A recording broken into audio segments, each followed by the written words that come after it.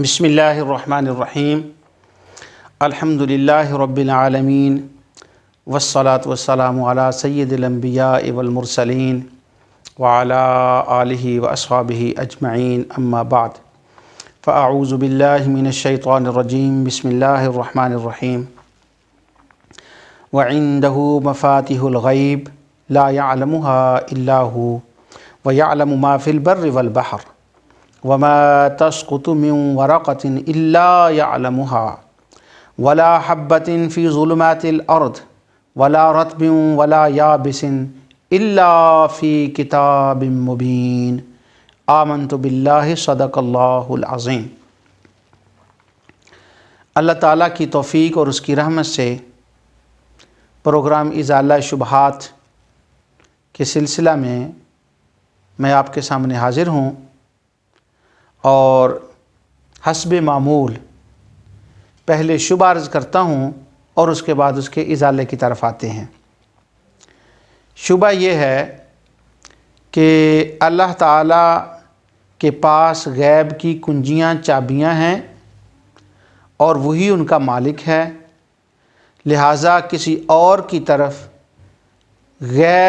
علم غیب کی نسبت کرنا اور کہنا کہ وہ غیب جانتا ہے، یہ شرک اور عقیدہ توحید کے خلاف ہے۔ اللہ تعالیٰ نے وضاحت کے ساتھ اس آیت جو میں نے ابھی تلاوت کی ہے، یہ سورہ انعام کی 59 آیت ہے، اس میں وضاحت فرما دی کہ اللہ کے سوا کوئی غیب نہیں جانتا، اور جو یہ کہے وہ پکا مشرک اور دائرہ اسلام سے خارج ہے اور توحید کا منکر ہے اور توحید کا باغی ہے۔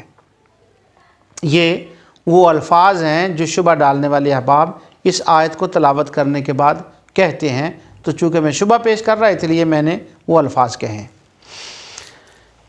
اب پہلے اس آیہ کریمہ کا ترجمہ سنیے تاکہ اس کا مطلب کیا ہے، پھر اس کے بعد انشاءاللہ اس کے ازالے کی طرف آتے ہیں۔ اللہ تعالیٰ فرماتا ہے وَعِندَهُ مَفَاتِحُ الْغَیْبِ، اللہ تعالیٰ فرماتا ہے اسی کے پاس، یعنی اللہ تعالیٰ کے پاس ہی غیب کی کنجیاں، غیب کی چابیاں ہیں۔ لا یعلمها الا ہو، اس کے سوا کوئی نہیں جانتا۔ اللہ اکبر۔ یعلم ما فی البر والبحر، اور اللہ جانتا ہے جو کچھ خشکی میں ہے، جو کچھ تری میں ہے، یعنی جنگلوں میں ہے اور دریاؤں میں ہے، سب کا اللہ تعالیٰ کو علم ہے۔ یہ اللہ تعالیٰ کے علم کی شان بیان ہو رہی ہے کہ وہ غیب کی چابیوں کا مالک ہے، اور خشکی اور تری میں، جنگلوں دریاؤں میں، پانی میں اور پانی سے باہر جو کچھ ہے یہ اس کو جانتا ہے۔ یہ میرے اللہ تعالیٰ کی شان علمی ہے، شان علم الہی ہے۔ پھر فرمایا وَمَا تَسْقُطُ مِن وَرَقَةٍ إِلَّا يَعْلَمُهَا وَلَا حَبَّةٍ فِي ظُلُمَاتِ الْأَرْضِ وَلَا رَطْبٍ وَلَا يَابِسٍ إِلَّا فِي كِتَابٍ مُبِينٍ، اور کوئی پتا نہیں گرتا مگر وہ اس کو جانتا ہے۔ اللہ اکبر۔ اور زمین کے اندھیروں میں کوئی دانہ اور کوئی ہری اور سوکھی تر یا سوکھی ہوئی ایسی چیز نہیں ہے مگر کیا ہے؟ الا فی کتاب مبین، وہ کتاب مبین میں ہے۔ اب اس آیت کے اندر اللہ تعالیٰ کی ذات نے 3 باتوں کو بیان فرمایا۔ ایک تو یہ بیان فرمایا کہ غیب کی کنجیاں اس کے پاس ہیں، دوسرا اپنی شان علمی کا اظہار فرمایا کہ وہ ہر چیز کو جانتا ہے، اور تیسرا یہ فرمایا کہ یہ جتنی خشک تار اور اندھیروں میں یہ جتنی چیزیں ہیں ان سب کا ذکر کتاب مبین میں کر دیا گیا ہے۔ 3 باتیں ہوئیں۔ اب جب قرآن کریم کی اس آیت کو تلاوت کیا جاتا ہے اور تلاوت کرنے کے بعد مسلمانوں پر شرک کا فتویٰ لگانے کا ذوق پورا کیا جاتا ہے تو صرف اتنا پڑھا جاتا ہے وَعِندَهُ مَفَاتِحُ الْغَیْبِ لَا يَعْلَمُهَا إِلَّا هُوَ، اللہ کے سوا اللہ کے پاس غیب کی کنجیاں ہیں اور کسی کے پاس غیب کی کنجی نہیں، لہٰذا جو کسی اور کے پاس کنجی یا غیب مانے وہ مشرک ہو گیا۔ اور ہمارے بچے جو خاص کر کے یہاں انگلینڈ میں رہنے والے ہیں وہ تو چونکہ دینی ماحول میں گرو اپ بھی نہیں ہوتے، اور وہ پہلا حصہ پڑھ کے جب بتایا جاتا ہے تو وہ واقعی اس کو شرک ماننے لگتے ہیں، اور عقیدہ توحید کے خلاف بعض بچے اس کو ماننے لگتے ہیں۔ اب اللہ تعالیٰ کی توفیق سے اس شبے کے ازالے کی طرف آئیں۔ سب سے پہلے میں ایک اشارہ دے دوں، سب سے پہلے والی بات سے پہلے، اس آیت کی تفسیر میں ایک حدیث بیان کی گئی ہے جس کے اندر سورہ لقمان کی آیت 34 کا ذکر کیا گیا ہے کہ اللہ یعنی غیب کی کنجیوں کا معنی یہ ہے کہ وہ 5 علوم، ان کو علوم خمسہ کہا جاتا ہے، وہ علوم خمسہ کی آیت اور وہ حدیث ساتھ بیان کر دی جاتی ہے۔ انشاءاللہ اللہ تعالیٰ کی توفیق سے میرا خیال تیسرے یا چوتھے لیکچر میں وہ آیت جو سورہ لقمان کی آیت ہے جس میں علوم خمسہ کا ذکر ہے کہ قیامت کب آئے گی، وقوع علم قیامت، کہ علم قیامت کا وقوع کب ہوگا، کیا حضور کو اس کی خبر ہے یا نہیں، اس پر انشاءاللہ تیسرے چوتھے لیکچر میں گفتگو کروں گا، لیکن یہاں اس کا ذکر کر دیا جاتا ہے اس لیے میں نے ذکر کیا۔ سب سے پہلے اب جو بات ہے وہ علم وسعت الہی ہے کہ اللہ کا بڑا علم ہے، بے شک وہ ہمارا خالق اور مالک ہے، اسی کی ملکیت ہے ہر چیز کے اوپر، اسی کا غلبہ ہے ہر چیز کے اوپر، اس میں کوئی شک نہیں۔ جس شخص کا یہ ایمان نہ ہو اس کا اسلام سے کوئی تعلق نہیں، اس کا اسلام سے کوئی تعلق نہیں، اور ہمارا اللہ ہے، ہمارا اس پر ایمان ہے، ہم اس کی شان علمیت کو مانتے ہیں، لیکن اس شان علمیت سے جو شرک والا نتیجہ نکالا جاتا ہے نا، ہم اس کی طرف ذرا چلتے ہیں۔ پہلی بات تو یہ ہے کہ میں ہر گفتگو میں جب سے میں نے قدرت کی اور علم کی بات شروع کی ہے اس وقت کا میں یہ بتا رہا ہوں کہ لفظ اللہ کو ضرور دیکھا کریں، کیوں کہ یہ اللہ شرک توڑ لفظ ہے۔ میرے ایک فاضل دوست کہا کرتے ہیں کہ یہ اللہ شرک توڑ ہے، کیوں؟ جب پہلی بات ہو رہی ہوتی ہے جس سے وہ خوارج شرک نکالتے ہیں مسلمانوں کے اوپر، اللہ اس شرک کو توڑ دیتا ہے۔ اب اللہ پر بھی انشاءاللہ بات ہوگی، اللہ شرک توڑ ہے، ان کو اس کو بھی دیکھیں گے۔ پہلا یہ لفظ ہے، ہم اس کو دیکھتے ہیں کہ اللہ تعالیٰ نے فرمایا کہ چابیاں اس کے پاس ہیں۔ قرآن میں چابی کا معنی کیا ہے اور چابی اللہ تعالیٰ نے اس کو کیوں فرمایا اور کہاں، کس جگہ کی وہ چابی، کس جگہ کی وہ چابی، اس کے لیے ہمیں قرآن کریم کی دیگر آیات جو ہیں ان کو پڑھنا ہوگا۔ پہلے یہ دیکھ لیں کہ چابی کا مطلب چابی ہی ہے۔ اللہ تعالیٰ نے سورہ قصص میں ارشاد فرمایا 76 آیت میں، ان قارون من قوم موسیٰ فبغى علیہم وآتیناہ من الکنوز ما ان مفاتحہ لتنوء بالعصبۃ اولي القوہ۔ قارون موسیٰ علیہ السلام کی قوم میں سے ایک شخص تھا اور اس پر وہ بڑا فخر کرتا تھا، بڑی بغاوت تھی اس کی، اور اللہ تعالیٰ آگے فرماتا ہے وآتیناہ من الکنوز ما ان مفاتحہ لتنوء بالعصبۃ اولي القوہ۔ ہم نے اس کو اتنے خزانے دیے تھے، اتنے خزانے دیے تھے کہ اس خزانوں کی کنجیوں کو ایک طاقتور جماعت اٹھاتی تھی۔ تو یہاں وَآتَيْنَاهُ مِنَ الْكُنُوزِ مَا إِنَّ مَفَاتِحَهُ، وہ چابی کا ذکر تھا اس لیے میں نے اس آیت کو تلاوت کیا کہ چابی اور خزانہ، یعنی چابی ہوتی ہے خزانے کی، جیسے قارون کا خزانہ تھا اور اس کی چابیاں تھیں، تو یہاں چابی اور کا کنسپٹ سمجھ آ گیا کہ چابی کسی چیز کے لیے ہوتی ہے، اس لیے میں نے اس آیت کی قرآن تلاوت کی ہے، کیونکہ اس میں تھا نا وَعِندَهُ مَفَاتِحُ الْغَیْبِ، اللہ کے پاس چابیاں ہیں۔ اب چابی کسی چیز کی ہوتی ہے، یہ آیت یہ بتا رہی ہے۔ اب پردہ، اگلی بات سے پردہ اٹھانے سے پہلے میں آپ کو یہ یہاں ایک بات بتاؤں کہ اس آیت میں اللہ تعالیٰ فرماتا ہے وَآتَيْنَاهُ مِنَ الْكُنُوزِ، ہم نے اس کو قارون کو خزانے دیے، وہ خزانوں کا مالک تھا اور ہم نے خزانے دیے، یعنی اللہ کے ہی خزانے تھے نا، تبھی تو اللہ تعالیٰ فرما رہا ہے وَآتَيْنَاهُ مِنَ الْكُنُوزِ، ہم نے اس کو اتنے خزانے دیے کہ اس کی چابیاں کی جماعت اٹھاتی تھی۔ اسی مضمون کی آیت میں پچھلی بار پڑھ چکا ہوں، وہاں میں نے اس پر کوئی تبصرہ نہیں کیا تھا اس لفظ کے اوپر کہ 50 آیت میں اللہ تعالیٰ فرماتا ہے قُلْ لَا أَقُولُ لَكُمْ عِندِي خَزَائِنُ اللَّهِ، کہ تم ان سے کہو میرے پاس اللہ کے خزانے نہیں ہیں۔ اب وہ کہتے ہیں کہ جو یہ کہے کہ اللہ کے خزانے کسی کے پاس ہوتے ہیں وہ شرک کرتا ہے۔ اور یہاں دیکھیں اللہ تعالیٰ فرما رہا ہے میں نے اس کو خزانے دیے۔ ارے ظالموں خارجیوں، اگر قارون کے پاس خزانے ہوں تو وہ شرک نہیں ہوتا، اور اگر مصطفیٰ کے پاس خزانے ہوں تو شرک نظر آ جاتا ہے۔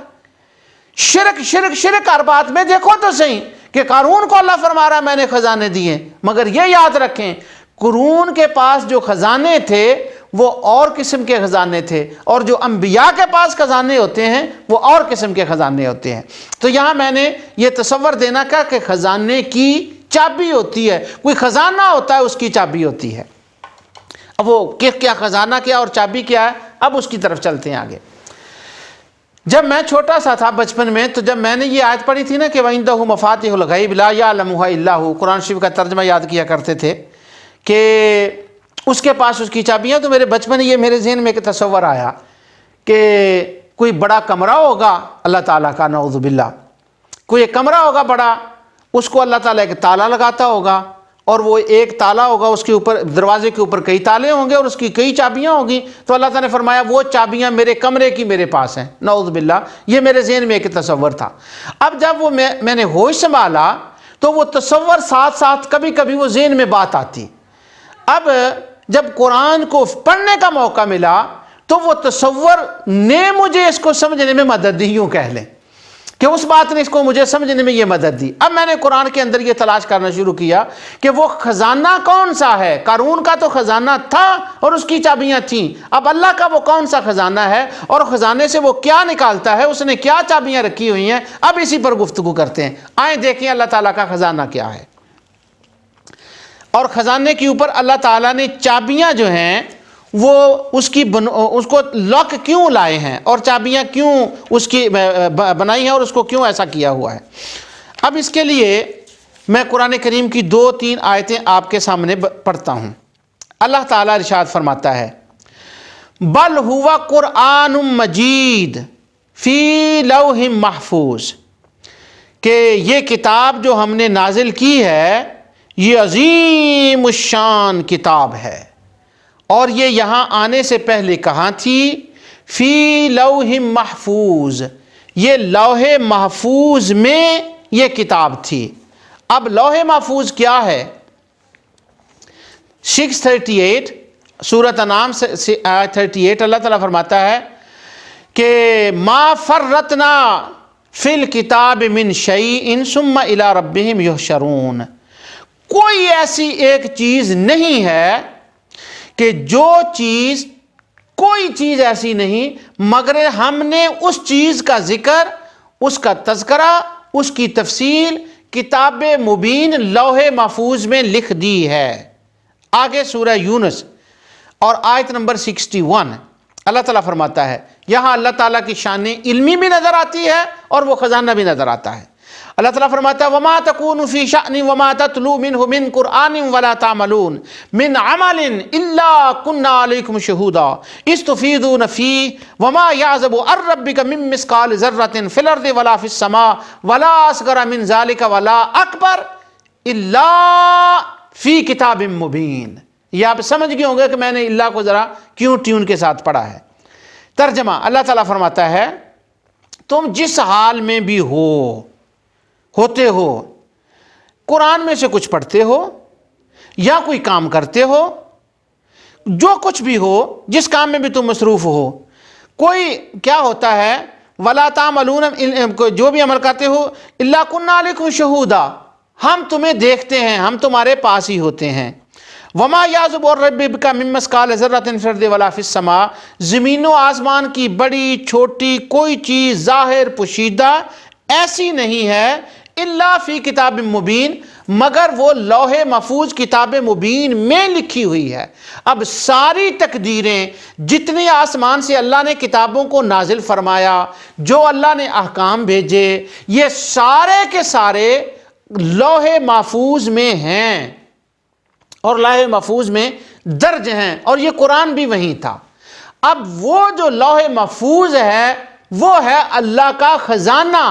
اللہ تعالیٰ نے اپنا جو پروگرام ہے، جو کچھ نظام کائنات ہے، اللہ رب العزت نے اس کے اندر اس کو درج فرما دیا۔ جب اس کے اندر اللہ تعالیٰ کی ذات نے اس کو درج فرمایا تو اب کیا تھا کہ جو شیاطین، اور علامہ قرطبی کا یہاں میں قول کوٹ کر دوں، کوئی یہ نہ کہے کہ یہ اپنی طرف سے کچھ کہہ گیا۔ الحمدللہ جب میں قرآن کریم کی آیات کی تفسیر بیان کرتا ہوں تو میں طبری، قرطبی، شوکانی، ابن کثیر، علامہ بغوی کو مختلف تفاسیر کو دیکھتا ہوں کہ انہوں نے بھی یہی کہا ہے، جو اور ان کے علم کی جو خیرات ہے وہ لے کر میں آپ کے سامنے بیان کرتا ہوں جو کچھ انہوں نے بیان کیا۔ بل ہوا قرآن مجید فی لوح محفوظ، اللہ تعالیٰ فرماتے ہیں، امام قرطبی فرماتے ہیں، اللہ تعالیٰ کے جو اللہ تعالیٰ نے فرمایا اس کلام کے تفسیر میں، وہ کہتے ہیں کہ وہ اللہ کا خزانہ ہے اور اللہ نے وہ بہت بلند مقام پر رکھا ہوا ہے۔ اور کیوں بلند مقام پر رکھا ہوا ہے؟ وہ اس لیے بلند مقام پر رکھا ہوا ہے کہ جنات اور شیاطین وہاں جا کر چوری کرنے کی کوشش کرتے ہیں اور وہ لانا چاہتے ہیں، تو اللہ فرماتا ہے لوح محفوظ، ہم نے جنات سے، کاہنوں سے، شیطان سے اس کو محفوظ کر دیا ہے کہ ان کی رسائی وہاں تک نہیں ہے۔ تو مجازاً اللہ فرما رہا ہے کہ میں نے اس کمرے کو ہی بند کر دیا، وہاں تالا ہی لگا دیا، اب ان کی یہ پہنچ ہی نہیں ہے کہ یہ وہاں تک پہنچ سکیں۔ تو یہ جو تالا ہے، کمرہ بھی ہے، تالا بھی ہے، لیکن تالا ہے جنات کے لیے، وہ تالا ہے شیاطین کے لیے، وہ تالا انبیاء اور صالحین کے لیے نہیں ہے۔ وہ محفوظ ہے مقام، لیکن محفوظ انبیاء صالحین کے لیے نہیں ہے۔ یعنی چابیاں جب ہوتی ہیں تو نکال کر، ابھی میں اس آیت کو پڑھ رہا ہوں آگے، تو ان کے لیے، یعنی وہ جو اللہ تعالیٰ کا خزانہ لوح محفوظ ہے وہ اس کی چابیاں ہیں، اور وہ چابیاں شیاطین اور جنات اور کاہنوں کے لیے ہے کہ ان کی وہاں تک رسائی نہ ہو۔ اب میں وہ جملہ کہنے والا تھا، وہ جب شیاطین وہ جاتے ہیں، وہ پہلے آسمان کے اوپر ہی ان کو وہ ستارے مار کر ان کو بھگا دیا جاتا ہے۔ اللہ تعالیٰ فرماتا ہے اِنَّا زَيَّنَّا السَّمَاءَ بِالدُّنْيَا بِزِينَةٍ الْكَوَاكِبِ وَحِفْظًا مِّن كُلِّ شَيْطَانٍ مَارِدٍ۔ یہ سورہ صافات کی 8 اور 9 آیت ہے۔ اللہ تعالیٰ فرماتا ہے ہم نے حفاظت کر دی ہے ملائکہ کے ساتھ، ستاروں کے ساتھ، آسمان کی مزین بھی کیا، حفاظت کی، کہ جب یہ اللہ کے خزانے کی طرف دوڑتے ہیں نا، لوح محفوظ کی طرف، کہ کچھ چرا لیں، کچھ دیکھ لیں، تو اللہ ستاروں سے ان کو مار بھگاتا ہے۔ تو اب آپ کو سمجھ آ گئی اور مجھے بھی سمجھ آ گئی کہ چابیاں کس کی ہیں اور وہ تالے کن کے لیے لگائے گئے ہیں۔ ارے میں کیا کروں ان خارجیوں کا، یہ ظالم جب اس آیت کو پڑھتے ہیں تو یوں کہتے ہیں کہ یہ جو اللہ کا خزانہ ہے، جو اللہ کا لوح محفوظ ہے، اس پر جو تالا لگایا ہے وہ خدا نے نبیوں کے لیے تالا لگایا ہے، وہ خدا نے مصطفیٰ کے لیے تالا لگایا ہے، نعوذ باللہ من ذالک۔ اور یہ اللہ کے بندو، وہ اللہ نے اپنوں کے لیے تالا نہیں، تالا تو ہوتا ہی بیگانوں کے لیے ہے، اپنوں کے لیے تو چابی ہوتی ہے۔ اپنے ہم گھر والے یہاں انگلینڈ میں رہتے ہیں، گھر میں جتنے افراد ہوتے ہیں ہر ایک کے پاس اپنی اپنی چابی ہوتی ہے، تو جو گھر والے ہوتے ہیں ان کے لیے تالا نہیں ہوتا، ان کے لیے چابی ہوتی ہے، اور جو دشمن ہوتے ہیں، جو باہر والے ہوتے ہیں، ان کے لیے چابی ہے، ان کے لیے تالا ہے۔ تو تالا ان کے لیے ہے اور چابیاں مصطفیٰ کے لیے ہیں۔ وہ تالا، تو چابیاں کیوں اللہ تعالیٰ نے رکھی، کیوں چابیوں سے تشبیہ دی؟ اب خزانے کا پتہ چل گیا کہ وہ کیا ہے۔ اللہ تعالیٰ نے ان چابیوں کا ذکر اس کے بعد سورہ الشورى اور آیت 12 کے اندر بیان فرمایا۔ کتنا حسین ذکر ہے۔ اللہ فرماتا ہے لَهُ مَقَالِيدُ السَّمَاوَاتِ وَالْأَرْضِ لَهُ مَقَالِيدُ السَّمَاوَاتِ وَالْأَرْضِ يَبْسُطُ الرِّزْقَ لِمَن يَشَاءُ وَيَقْدِرُ۔ اللہ رب العزت ارشاد فرماتا ہے کہ آسمانوں اور زمینوں کی چابیاں، کنجیاں اس کے ہاتھ میں ہیں، اور وہ جس کے لیے چاہتا ہے رزق فراخ فرما دیتا ہے۔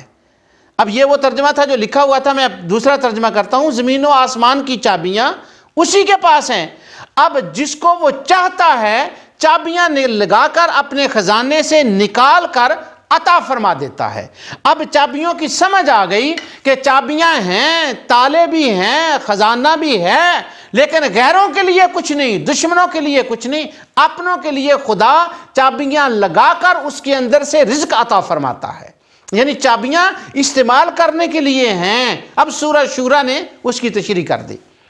اب چونکہ یہاں لفظ رزق کا آیا ہے کہ یبسط الرزق لمن یشاء، رزق ہے، تو ناظرین میں سے کوئی بعد میں یہ نہ کہہ دے کہ یہ دیکھیں یہ قاری عبد المجید نے کیسی بات کی کہ بات علم کی ہو رہی تھی اور انہیں نے رزق کی بات کر دی۔ اس آیت میں تو یہ ہے اللہ رزق دیتا ہے، تو علم کا یہاں کہاں سے آ گیا؟ تو اس بات کی میں بھی ذرا وضاحت کر دوں۔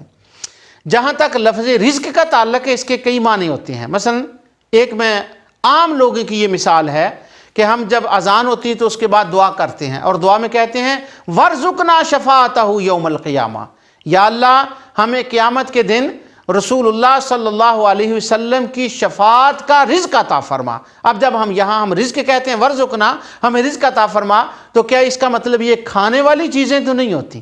ہاں، کھانے والی بھی رزق کی چیزیں ہوتی ہیں، مگر اس کے اور معنی بھی ہیں، کئی رزق ہوتے ہیں، اب انہی کی تفصیل میں ہم جا رہے ہیں اللہ تعالیٰ کی توفیق سے۔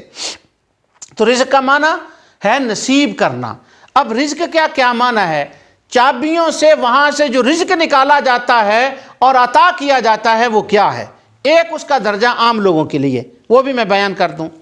اللہ تعالیٰ فرماتا ہے وَمَا مِن دَابَّةٍ فِي الْأَرْضِ إِلَّا عَلَى اللَّهِ رِزْقُهَا، زمین پر کوئی چلنے والا نہیں مگر اس کا رزق اللہ کے ذمے ہے۔ یعنی یہاں کھانے پینے کی بات ہو رہی ہے کہ اللہ تعالیٰ کھانے پینے والی چیزیں جو ہیں وہ ہر زمین پر چلنے والوں کو عطا فرماتا ہے۔ دوسری جگہ رزق جو ہے اس کو قرآن کریم میں بارش کے معنی میں بھی لیا گیا ہے۔ اللہ تعالیٰ فرماتا ہے، یہ سورۃ الجاثیہ آیت 5 میں تلاوت کر رہا ہوں، وَاخْتِلَافِ اللَّيْلِ وَالنَّهَارِ، اور رات دن کے آگے پیچھے آ جانے میں، اس کی نشانیوں میں سے یہ نشانی ہے وَمَا أَنزَلَ اللَّهُ مِنَ السَّمَاءِ مِن رِزْقٍ فَأَحْيَا بِهِ الْأَرْضَ بَعْدَ مَوْتِهَا، اللہ وہ ہے جو آسمان سے رزق نازل فرماتا ہے اور اس سے مردہ زمین کو زندہ فرماتا ہے۔ اب یہاں رزق کا معنی جو آسمان سے نازل ہوتا ہے اور نازل ہونے کے بعد وہ زمین جو سوکھی ہوتی ہے وہ ہریالی ہو جاتی ہے، یہاں رزق سے مراد بارش ہے۔ اور دوسرا رزقا للعباد واحیینا بہ بلدۃ میتا کذالک الخروج، سورہ قاف آیت 11 میں اللہ تعالیٰ فرماتا ہے کہ یہ سب کچھ بندوں کو روزی دینے کے لیے ہے، اور اس پانی سے ہم نے مردہ شہروں کو زندہ کیا۔ اب جو مردہ شہروں کو زندہ کیا، یہ ظاہر ہے کہ شہر کو جب زندہ کیا تو وہاں اس سے مراد وہ بارش ہے، اس سے مراد یہ نہیں ہے کہ ان کے کھانے کے لیے کوئی چیز آتی ہے۔ تو اب میں پھر اس بات کو دوبارہ دہرا دوں، تھوڑی سی ٹیکنیکل بات چلی گئی تھی۔ اللہ کی چابیاں، خزانہ، اور وہ فرماتا ہے میں اس سے رزق نکال کر دیتا ہوں۔ اب عام لوگوں کے لیے ہو گیا رزق کھانے پینے کی چیزیں، زمین کے لیے رزق ہو گیا آسمان سے بارش کا نازل ہونا۔ اب اسی خزانے سے، اسی کو چابیاں لگا کر، اسی خزانے سے انبیاء کو کون سا رزق عطا فرماتا ہے اللہ تعالیٰ کی ذات، وہ کون سا رزق ہے؟ اب آیت کو سنیے اور خود سمجھیے۔ اللہ تعالیٰ ارشاد فرماتا ہے سورہ ہود اور آیت 88، یہ نبیوں کے رزق کی اب بات ہو رہی ہے۔ سیدنا ہود علیہ السلام اپنی قوم کو واعظ فرماتے ہیں، تو فرماتے ہیں قال یا قوم ارأیتم ان کنتم علی بینۃ من ربی ورزقنی منہ رزقا حسنا، یہ وہاں چابی لگی خزانے کو، لوح محفوظ کو، اور خدا نے جو رزق حضرت سیدنا ہود علیہ السلام کو دیا وہ اس کا ذکر فرما رہے ہیں۔ انہوں نے کہا ہے قوم دیکھو تو میں اپنے پرور کی اللہ تعالیٰ کی طرف سے ایک دلیل روشن پر ہوں، واضح دلیل پر ہوں، اور آگے فرماتے ہیں وَرَزَقَنِي مِنْهُ رِزْقًا حَسَنًا، اس نے اپنی جناب سے، اپنی رحمت سے مجھے رزق عطا فرمایا۔ اب جو حضرت حضرت ہود کو رزق ملا تھا وہ چابیاں لگیں، وہاں سے رزق ملا اور نکلا، اور حضرت ہود کے پاس آیا۔ اس رزق سے مراد کھانے والی چیزیں نہیں ہیں، اس سے مراد بارش نہیں ہے بس، بلکہ اس سے مراد وہ نبوت کا رزق ہے، وہ وحی کا رزق ہے، وہ جو ملائکہ کو دیکھتے تھے وہ رزق ہے، جس سے ان کی آنکھوں کے پردے اٹھ گئے اور انہوں نے ملائکہ اعلیٰ کو دیکھا، انہوں نے ملائکہ کو دیکھا، انہوں نے وحی کے نزول کو دیکھا، وحی جو ان کے پاس آتی تھی، جو نبوت آتی تھی وہ ان کو عطا فرمائی۔ تو معلوم ہوا کہ غیب کی چابیاں تو اس کے پاس ہیں، مگر وہ غیب وہاں سے نکال کر اپنے چاہنے والوں کو، جن پر اس کا کرم ہوتا ہے، ان کے لیے وہ غیب کے خزانے کھول دیتا ہے اور وہ تالے کھول دیتا ہے اور ان کو اس سے عطا فرما دیتا ہے۔ وَعِندَهُ مَفَاتِحُ الْغَیْبِ لَا يَعْلَمُهَا إِلَّا هُوَ۔ یہاں بات اب سمجھ آ گئی کہ چابیاں بھی ہیں، تالا بھی ہے، مگر وہ انبیاء کے لیے نہیں ہے، اس کا معنی مفہوم کچھ اور ہے۔ اور ظالم لوگوں نے اس کا مصداق نبیوں کو بنا دیا، انبیاء علیہ السلام کو اس کا مصداق بنا دیا کہ وہ اس کے مصداق ہیں کہ ان کے لیے تالا ہے۔ اب اس میں ایک طرح سے نفی بھی ہے اور ایک طرح سے اس کے اندر اثبات بھی ہے۔ اب جو نفی والی بات ہے وہ بھی آپ نے دیکھ لی اور وہ سن لی، اور جو عطا والی بات ہے وہ بھی آپ نے سن لی۔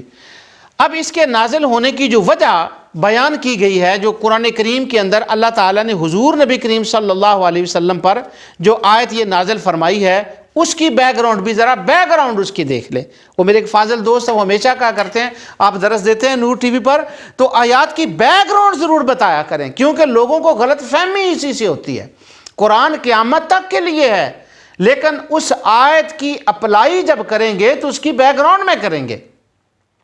یہ نہیں کہ آیت کسی اور کو ایڈریس کر رہی ہے اور آپ اس کا اطلاق کسی اور کے اوپر کر رہے ہیں۔ عبداللہ بن عمر رضی اللہ تعالیٰ عنہ نے فرمایا، اس کو امام بخاری نے کتاب المرتدین کے اندر ارشاد فرمایا، اس بیان کو نقل کیا۔ وہ فرماتے ہیں کہ حضرت عبداللہ بن عمر رضی اللہ عنہ فرمایا کرتے تھے کہ خارجی دنیا کے بدترین انسان ہیں، اس لیے کہ ان کا کام یہ ہے کہ جو آیتیں کافروں کے لیے نازل ہوئی ہیں یہ ان کو مسلمانوں کے اوپر چسپاں کر دیتے ہیں۔ اب آپ نے دیکھا کہ وَعِندَهُ مَفَاتِحُ الْغَیْبِ آیت کن کے لیے تھی؟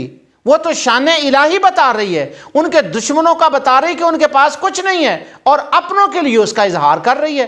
انہوں نے خارجیوں نے کیا کہ وہی آیت دشمنوں والی، جنوں کائنوں والی انبیاء کے اوپر چسپاں کر دی کہ اللہ نے ان کے لیے تالا غیب کا لگا دیا ہے۔ اب میں آپ سے یہ کہتا ہوں کہ اگر تالا ان کے لیے غیب کا لگا ہے، رسول اللہ صلی اللہ علیہ وسلم کے لیے لگا ہے، انبیاء کے لیے لگا ہے، تو پھر تو ان کے پاس نبوت ہی نہیں ہونی چاہیے۔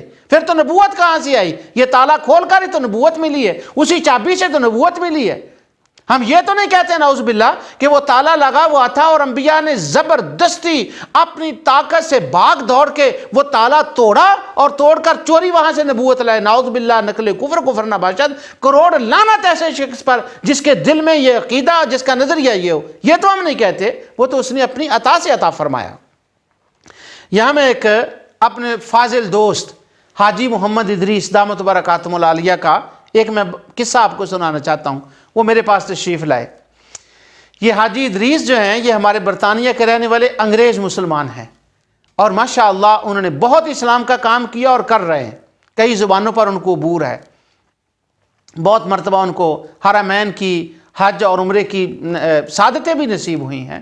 بلکہ وہ بتاتے ہیں کہ جب انہوں نے پہلی بار اسلام قبول کیا تو اسلام کے قبول کرنے کے بعد غالباً 8 یا 10 دن کے بعد وہ حج کے لیے چلے گئے۔ یہ اللہ تعالیٰ کا بلاوا تھا، رسول اللہ صلی اللہ علیہ وسلم کا بلاوا تھا ان کے لیے کہ وہ چلے گئے۔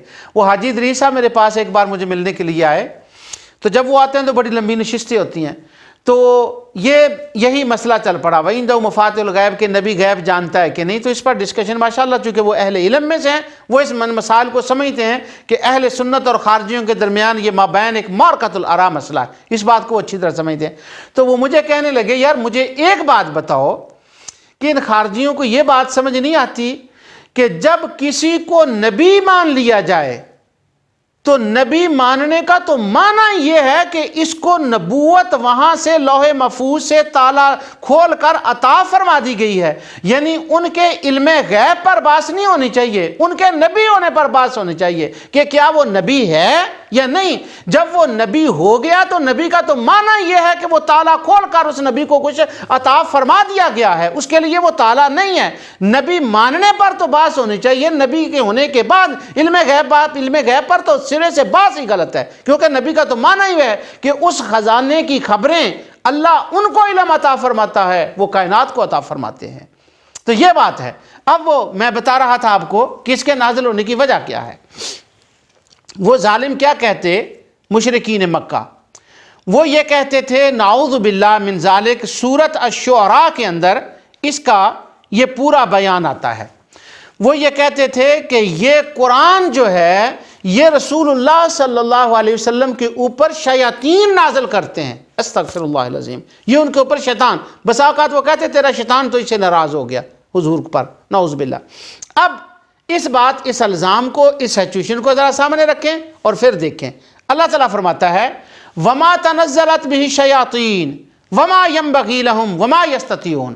وہ پچھلے درس میں نے کہا تھا نا کہ وَإِنَّ الشَّيَاطِينَ لَيُوحُونَ إِلَىٰ أَوْلِيَائِهِمْ، کہ اللہ تعالیٰ فرماتا ہے شیاطین اپنے کاہن دوستوں پر وحی کرتے ہیں، ان پر نازل کرتے ہیں، کیا؟ جو انہوں نے چوری چھپے ملائکہ سے سنا ہوتا ہے۔ وہ آیات میں نے تلاوت کر دی تھی، اب ان کا تکرار دوبارہ درست نہیں۔ اللہ تعالیٰ فرماتا ہے وما تنزلت به الشیاطین، اور اس قرآن کو شیطان لے کر نازل نہیں ہوتے۔ اب بات ناظرین دیکھتے جائیں کہ کس طرح سے صاف ہوتی ہے۔ اور وَعِندَهُ مَفَاتِحُ الْغَيْبِ لَا يَعْلَمُهَا کا مطلب اور معنی کیا ہے، اور یہ آیت کیوں نازل ہوئی؟ اب کافر کہہ رہے ہیں یہ شیطان لے کر نازل ہوتے ہیں، اللہ تعالیٰ رد فرما رہا ہے وَمَا تَنَزَّلَتْ بِهِ الشَّيَاطِينَ، اس قرآن کو شیطان لے کر نازل نہیں ہوتے۔ آگے اللہ تعالیٰ فرماتا ہے وَمَا يَنبَغِي لَهُمْ وَمَا يَسْتَطِيعُونَ، یہ ان کی طاقت اور ان کی شان کے یہ لائق ہی نہیں ہے کہ وہاں تک وہ پہنچیں، وہاں تک وہ جائیں اور یہ کام کر لیں۔ آگے اللہ تعالیٰ فرماتا ہے هَلْ أُنَبِّئُكُمْ عَلَىٰ مَنْ تَنَزَّلُ الشَّيَاطِينَ تنزل على كل افاک اسیم یلقون السمع واکثرهم کاذبون۔ یہ سورۃ الشعراء کی آیت میں 221 اور 230 تک پڑھ رہا ہوں۔ اللہ تعالیٰ فرماتا ہے تم کہتے ہو میرے حبیب پر شیطان نازل ہوتے ہیں، اور اے بدبختو میں تمہیں بتاؤں کہ شیطان کس پر نازل ہوتے ہیں۔ هل انبئکم علی من تنزل الشیاطین، کس پر شیطان اترتے ہیں؟ تنزل علی کل افاک اسیم، وہ شیاطین جو ہیں تو وہ تو بدکاروں، گناہگاروں، بدبخت جو لوگ جادو کر کاہن ہیں ان پر وہ اترتے ہیں۔ یلقون السمع واکثرهم کاذبون، اور یہ جو شیطان ہیں یہ سنی ہوئی باتیں ان کے کانوں میں ڈال دیتے ہیں، کاہنوں کے کانوں میں۔ اب ان باتوں، ان آیات کو سننے کے بعد اب یہ دیکھیں اگلی آیت سورۃ واقعہ کی پڑھیں تو بالکل واضح ہو جائے گا۔ اللہ تعالیٰ فرماتے ہیں تم کہتے ہو کہ یہ نازل کرتے ہیں، یہ رسول اللہ پر نازل ہوتے ہیں۔ نہیں، جہاں سے قرآن آتا ہے نا، جس خزانے سے قرآن نکلتا ہے وہ خزانہ تو لوح محفوظ ہے، وہ تو محفوظ ہے، وہ تو لاک ہے، یہ تو وہاں نہیں پہنچ سکتے۔ جب یہ پہنچ ہی نہیں سکتے یہ تو لا کیسے سکتے ہیں؟ اللہ تعالیٰ فرماتا ہے فلا اقسم بمواقع النجوم، سورۃ واقعہ اور آیت 75 سے لے کر 80 تک۔ فلا اقسم بمواقع النجوم، مجھے تاروں کی منزلوں کی قسم ہے، جہاں تارے جھڑتے ہیں ان منزلوں کی قسم ہے، ان جگہوں کی قسم ہے، ان مواقع کی قسم ہے۔ وَإِنَّهُ لَقَسَمٌ لَوْ تَعْلَمُونَ عَظِيمٌ، اگر تم اس قسم کو جان لو تو یہ اللہ بہت بڑی قسم اٹھا رہا ہے۔ اب سنو کس بات کی قسم اٹھائی جا رہی ہے؟ إِنَّهُ لَقُرْآنٌ کریم فی کتاب مکنون لا یمسہ الا المطہرون، یہ قرآن کریم تو لوح محفوظ میں چھپا ہوا تھا، لا یمسہ الا المطہرون، اور وہاں تو کوئی پلید اس کو ٹچ ہی نہیں کر سکتا۔ تنزیل من رب العالمین، یہ تو اللہ تعالیٰ کی طرف سے نازل ہوا ہے۔ تم کہتے ہو شیاطین لے کر آتے ہیں، یہ کاہنوں کی طرف، شیاطین کی طرف سے آیا ہے۔ اس شیاطین کی کیا مجال کہ وہ رب کے خزانے تک پہنچیں، اور رب کے خزانے کے اوپر ان کے لیے تو تالے ہیں، یہ تو پلید ہیں، یہ تو وہاں تک جا ہی نہیں سکتے۔ تو جب یہ وہاں تک جا نہیں سکتے تو یہ قرآن کیسے لا سکتے ہیں؟ اور جان لو وَعِندَهُ مَفَاتِحُ الْغَيْبِ لَا يَعْلَمُهَا، وہاں تالے ہیں ان کے لیے، پلیدوں کے لیے تالے ہیں، یہ قرآن کو وہاں سے نہیں لا سکتے، وہاں لک ہے، وہاں ان کے لیے تالے لگے ہوئے ہیں، ان کی پہنچ نہیں ہے، لہٰذا یہ محمد صلی اللہ علیہ وسلم پر نہ نازل ہوتے ہیں نہ یہ قرآن لے کر آتے ہیں، یہ رب العالمین کی طرف سے ہے۔ اب ناظرین آپ بات کو سمجھ گئے کہ تالا کن کے لیے لگایا گیا ہے اور چابیاں کن کے لیے بنائی گئی ہیں اور لک کن کے لیے لگائے گئے ہیں؟ یہ تو ان ظالموں کے لیے ہیں جن کے بارے میں وہ شک کرتے تھے کہ یہ حضور کو قرآن دیتے ہیں، نعوذ باللہ من ذالک۔ اب ان آیات کو آپ ملا کر پڑھیں تو وَعِندَهُ مَفَاتِحُ الْغَيْبِ لَا يَعْلَمُهَا إِلَّا هُ کی سمجھ آ جاتی ہے کہ اس کا معنی کیا ہے۔ اب فرمایا اس خزانے تک کسی کی پہنچ بھی ہے، وہاں سے کچھ کوئی لا بھی سکتا ہے؟ ہاں لا سکتا ہے۔ کون؟ جیسے میں نے پہلے کہا نا، اپنوں کے لیے چابی ہوتی ہے اور بیگانوں کے لیے تالے ہیں۔ ان کے لیے تھے تالے اور اپنوں کے لیے تھی چابی۔ اب وہ چابی کس کے پاس ہے؟ اپنوں کے لیے پاس چابی ہوتی ہے۔ اللہ تعالیٰ نے ارشاد فرمایا، یہ بھی سورۃ الشعراء اور آیت نمبر 192 اور 194 تک اس کا اللہ تعالیٰ نے ذکر فرمایا۔ اب اس خزانے سے چابی کے ساتھ کون لا رہا ہے؟ اللہ تعالیٰ فرماتا ہے وَإِنَّهُ لَتَنزِيلُ رَبِّ الْعَالَمِينَ نَزَلَ بِهِ الرُّوحُ الْأَمِينُ عَلَى قَلْبِكَ لِتَكُونَ مِنَ الْمُنذِرِينَ۔ یہ قرآن پاک، یہ قرآن پروردگار عالم کا اتارا ہوا ہے، یہ اللہ تعالیٰ رب العالمین نے نازل کیا ہے۔ اور لاتا کون ہے؟ نزل بہ الروح الامین، یہ تو وہ جو فرشتہ روح الامین ہے نا، امانت والا فرشتہ، یہ اس کو لے کر آتا ہے۔ اور لے کر کہاں آتا ہے؟ نزل علی قلبک، تیرے قلب کے اوپر اس کو نازل کرتا ہے، لتکون من المنذرین، تاکہ تو لوگوں کو اس سے ڈرائے۔ اب ناظرین، اگر آپ کو پچھلی بات جو ہے وہ میں نے بتائی تھی، اگر وہ بھولی نہیں ہے تو پھر ذرا اس بات کو دیکھ لیں کہ تالا کن کے لیے تھا، چابیاں کن کے لیے ہیں؟ یہ انبیاء اور صالحین کے لیے نہیں ہیں، یہ ان کے لیے تھی۔ یہ معنی ہے وَعِندَهُ مَفَاتِحُ الْغَیْبِ کا۔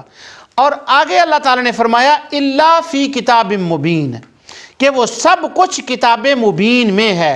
جیسا میں نے آپ کو بتا دیا تھا کہ وہ کتاب مبین جو ہے اس میں سارا کچھ ہے۔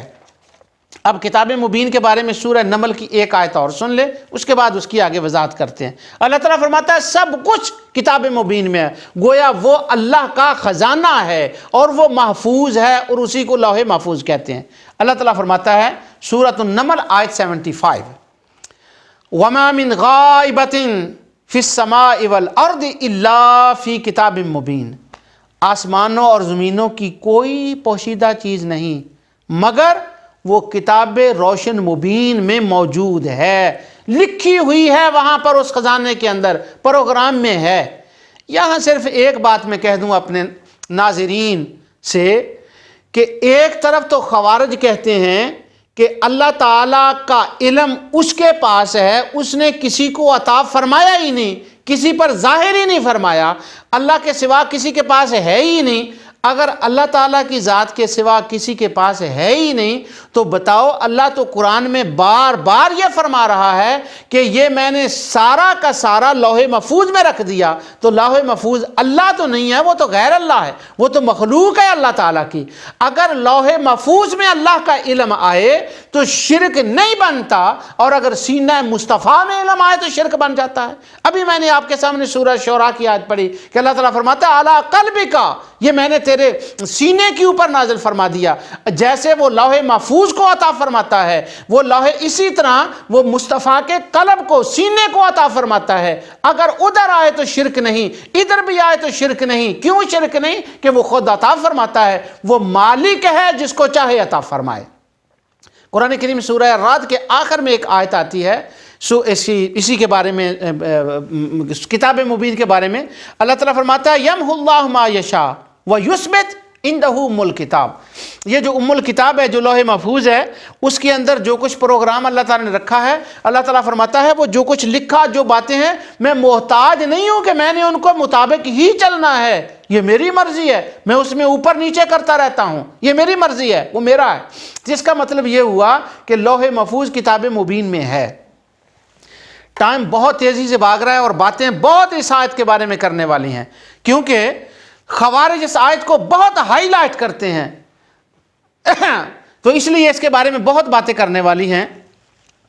اچھا، آگے اللہ تعالیٰ فرماتا ہے، اب وہ بات جو میرے ذہن میں آئی تھی وہ میں چھوڑ رہا ہوں، ٹائم کا وہ مجھے کہا جا رہا ہے۔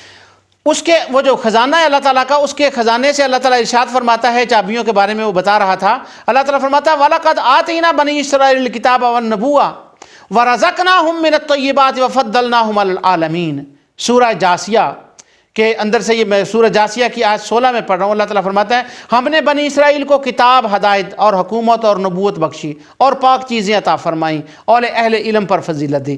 اب یہ حکم جو ملا ہے، جو ان کو نبوتیں ملی ہیں، جو ان کو رزق ملا ہے، یہ اسی سے عطا کیا گیا ہے۔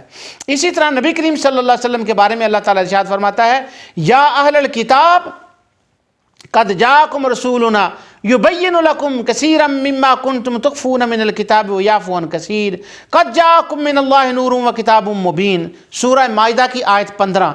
अल्लाह फरमाता है, अहले किताब, ये मेरा रसूल जो तुम्हारे पास आया है, युबय्यिनु लकुम कसीरम मिम्मा कुंतुम तुख्फून, बहुत सी वो चीज़ें हैं जो खोल खोल कर तुम पर बयान कर देता है, बातों को बयान करता है।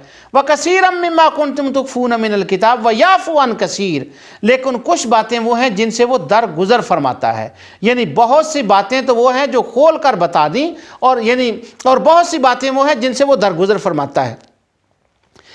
अब यहूदियों की किताबें जिनके बारे में अल्लाह फरमा रहा है कि उनके अंदर जो लिखा हुआ है उनको वो ज़ाहर से बयान फरमाता है। वो किताबें थी दीवारों के अंदर, वो किताबें थी कमरों के अंदर। वो यहूदी हर एक को किताब नहीं दिखाते थे, बस वो जो पैसे वाला आदमी होता उसको वो चंद और आकर निकाल कर दिखा देते, जैसे कि सूरह नाम में है कि किरतौसिन फलमसूहु बिअयदीहिम, निकालते और कुछ दिखा देते, सारी किताब नहीं। मगर अहले सरवत जो थे, पैसे वाले, उनको दिखाते थे, हर एक को किताब दिखाते ही नहीं थे। अब जो किताबें अंदर पड़ी हुई हैं, मुस्तफ़ा को अल्लाह ने उसका इल्म अता फरमा दिया कि इन किताबों में क्या लिखा हुआ है। युबय्यिनु लकुम कसीरम मिम्मा कुंतुम तुख्फून मिनल किताब, जो तुम किताब से तुम छुपाते हो, मेरा मुस्तफ़ा वो ज़ाहिर फरमाता है। अब हुजूर सल्लल्लाहु अलैहि वसल्लम को ये जो कुछ मिला है, अल्लाह ताला की ज़ात ने उसको अता फरमाया है हुजूर सल्लल्लाहु अलैहि वसल्लम को। ये उसी ख़जाने से हुजूर को मिला और हुजूर सल्लल्लाहु अलैहि वसल्लम ने कायनात को अता फरमा दिया। व इंदहु मफ़ातिहुल गैब का ये माना है। इसके मुतल्लिक़ अब कई बहुत सी वो आयात हैं जिनको मैं छोड़ रहा हूँ, लेकिन आखिर में मैं ये बात बता दूँ कि अल्लाह ताला का इल्म और नबी करीम सल्लल्लाहु अलैहि वसल्लम का जो इल्म है, इसका आपस में क्या मुकाबला है। ये मुकाबले का लफ्ज़ मैं समझाने के लिए कह रहा हूँ, वरना ये मखलूक हैं, वो खालिक हैं, उनका मुकाबला तो है ही नहीं। अल्लाह ताला की ज़ात का इल्म जो है वो उसका अपना इल्म है, और अंबिया और मुस्तफ़ा का इल्म वो है जो अल्लाह के ख़जाने से निकाल कर चाबी लगा कर अल्लाह ने इनको अता फरमाया है। अब खुदा का इल्म किसी ख़जाने से निकल कर अल्लाह को नहीं मिला, वो उसका अपना है, ख़जानों का मालिक भी वो है, बस वो अता फरमाता है। अल्लाह ताला का इल्म हमेशा हमेशा है, और रसूलुल्लाह सल्लल्लाहु अलैहि वसल्लम का इल्म उस वक़्त से है जब अल्लाह ने उनको अता फरमा दिया। अल्लाह ताला के इल्म में कभी ऊंच नीच कमी ज़्यादती नहीं होती, बस जो उसका इल्म है वो इल्म है उसका, उसमें ना कभी कमी ना उसमें ज़्यादती। और मुस्तफ़ा का इल्म और अंबिया का इल्म वो है कि पहले कम दर्जे का था, अल्लाह ने और अता फरमा दिया, उस खजाने से चाबी लगाई और निकाल के दे दिया, अता फरमाया। ये मैं समझाने के लिए बातें कर रहा हूँ, वरना वो चाबियाँ और ख़जाने मजाजन हैं। अच्छा, वो चाबियाँ मजाजन बात हो रही है, वरना ये फिज़िकल लॉक की ज़रूरत नहीं है अल्लाह ताला को लगाने की कि वो लोहे का को ताला लगा हुआ है। इसलिए मैंने इस बात की वजाहत कर दी। अब अल्लाह ताला पहले कम था, दोबारा अल्लाह ने उनको अता फरमा दिया। इसको उलमा के ज़माने में तदरीजन कहते हैं कि स्टेज के साथ अल्लाह ताला ने उनको इल्म अता फरमाया, मगर अल्लाह का इल्म किसी स्टेज वाला नहीं है। और रसूल अल्लाह के इल्म को कभी फ़ना नहीं, और रसूलुल्लाह सल्लल्लाहु अलैहि वसल्लम या मखलूक के इल्म को फ़ना है, वो हादिस है, लेकिन अल्लाह का इल्म हादिस नहीं। और अल्लाह ताला के इल्म की कोई हद नहीं है, और अंबिया और मुस्तफ़ा के इल्म की एक हद है। अल्लाह का इल्म कायनात को घेरे हुए है, मुस्तफ़ा का इल्म अल्लाह के इल्म को घेरे हुए नहीं है, वो अल्लाह के इल्म के ज़ेरे कुदरत है, और अल्लाह का इल्म किसी के ज़ेरे कुदरत नहीं है। अब जो वो मैंने मुकाबले वाली बात की थी, वो मैं आपको बात समझा दूं कि किताबुल इल्म में इमाम बुखारी रहमतुल्लाह ताला अलैह ने हज़रत सैयदना मूसा और हज़रत खिज़र का एक ज़िक्र फरमाया। वो ज़िक्र फरमाते हैं कि जब मूसा अलैहिस्सलाम को वो सारी बातें जो सूरह कहफ के अंदर आती हैं वो मूसा अलैहिस्सलाम को बता दी, तो बताने के बाद आखिर में हज़रत खिज़र ये फरमाते हैं कि ए मूसा कलीमुल्लाह, मखलूक का इल्म हम सब का इल्म, और अल्लाह के, और वहाँ पर एक चिड़िया थी जिसने कुछ पानी जो था वो अपनी चूंच के साथ समुंदर से उठाया, पानी का कतरा एक उठाया। तो हज़रत खज़र हज़रत मूसा अलैहिस्सलाम को कहते हैं कि मखलूक के इल्म की और खालिक के इल्म की ये निस्बत है कि खालिक का इल्म ओशन है, وہ سمندر ہے، اور مخلوق کا علم، ہمارا علم جو ہے وہ ایک قطرہ ہے اس کے علم کے خزانے سے جو اس نے عطا فرمایا۔ جیسے اس چڑیا نے ایک چونچ سے تھوڑا سا علم لیا، پانی لیا، تو کیا سمندر کے پانی میں کوئی فرق آ گیا؟ یا چڑیا کا پانی جو اس کی چونچ میں ہے اور سمندر کا پانی برابر ہو گیا؟ جیسے چڑیا کی چونچ کا پانی اور سمندر کا پانی برابر نہیں ہے، اسی طرح مخلوق کا اور خالق کا علم برابر نہیں ہے۔ امام احمد رضا خان رحمت اللہ تعالی علیہ فرماتے ہیں، آپ فرماتے ہیں کہ خدا کا اور علم کا یوں ہے کہ مصطفیٰ کا علم خدا کے علم کے مقابلے میں ایک قطرہ ہے، اور خدا کا علم سمندر ہے۔ آگے آپ فرماتے ہیں یہ مثال میں سمجھانے کے لیے دے رہا ہوں، ورنہ سمندر بھی محدود ہے اور قطرہ بھی محدود ہے، نہ قطرے کی نسبت مصطفیٰ کے علم سے ہے، نہ سمندر کی مثال خدا کے علم، قطرے کی علم مصطفیٰ کے علم سے ہے، اور نہ سمندر کی علم جو مثال ہے وہ خدا کے علم سے ہے، کیونکہ سمندر بھی محدود ہے اور قطرہ بھی محدود ہے، اور خدا کا علم لامحدود ہے، اور امت کے مقابلے میں مصطفیٰ کا علم لامحدود ہے۔ یعنی جب کمپیریزن کی جائے، ہم جب کہتے ہیں حضور کو سارا علم ہے تو مراد امت ہوتی ہے، امت کے مقابلے میں سارا علم ہے، خدا کے مقابلے میں اس کا نہیں ہوتا۔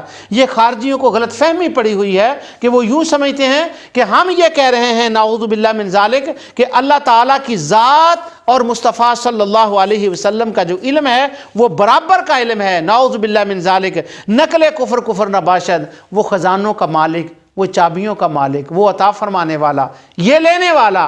آخری بات میں جملہ یہ کہہ کے اپنی گفتگو ختم کر رہا ہوں۔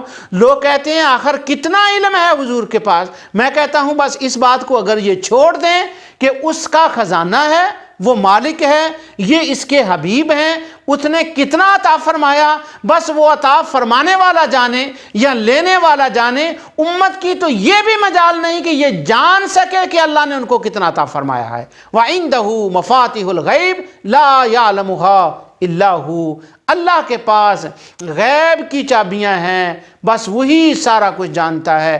یعلم ما فی البر والبحر، وہ جو کچھ خشکی اور تری میں ہے اس کو وہ جانتا ہے۔ جو کچھ میں نے کہا ہے اللہ تعالیٰ اس کو قبول فرمائے۔ وما علینا الا البلاغ۔